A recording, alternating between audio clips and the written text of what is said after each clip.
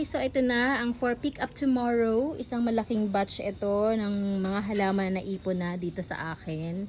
Ito ay kay Ma'am Luisa ng order. Bound to Pangasinan.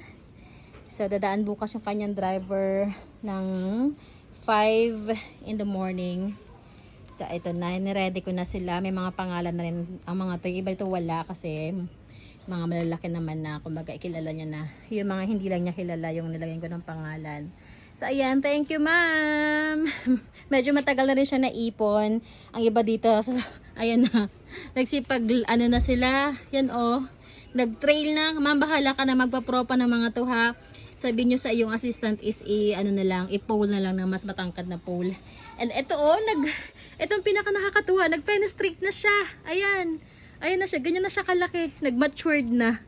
Ayan ang iyong mga plans. Bye-bye sa inyo. Bye-bye. Bye-bye. Magpakabait kayo doon.